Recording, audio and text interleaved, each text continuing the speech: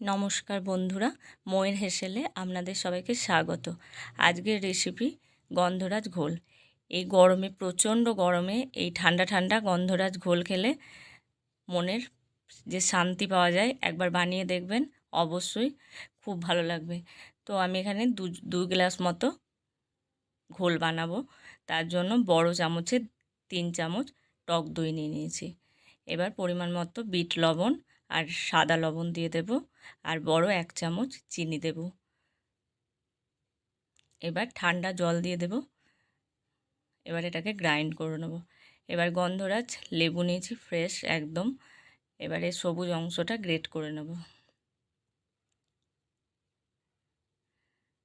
Great করার সময় খেয়াল রাখতে হবে সাদা অংশটা যাতে না বেরিয়ে যায়, তাহলে তেতো হয়ে যাবে জিনিসটা, একদম খেতে ভালো লাগবে না।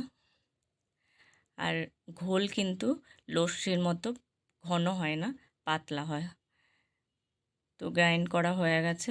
এবার গন্ধরাজ লেবু কেটে তার রসটা ভালো করে এই দই, যেটাকে আমি গ্রাইন্ড করলাম, দই, জল, লবণ, চিনি দিয়ে সেটার মধ্যে মিশিয়ে নেব।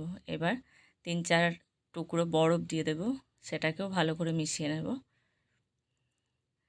এবার যে গন্ধরাজ লেবুর যে সবুজ অংশটা আমি গ্রেট করে নিয়েছি, সেটা দিয়ে ভালো করে মিশিয়ে নেব। তাহলে ঘোল একদম তৈরি। এবার ঠান্ডা ঠান্ডা ঘোল গ্লাসে সার্ভ করে দিতে হবে, আর ওপর থেকে একটু গন্ধরাজ লেবুর খোসা দিয়ে দিতে হবে। ভিডিওটি ভালো লাগলে লাইক করবেন, শেয়ার করবেন, রেসিপিটি অবশ্যই ট্রাই করবেন, এবং আমার চ্যানেলে নতুন বন্ধু হলে চ্যানেলটিকে অবশ্যই সাবস্ক্রাইব করবেন।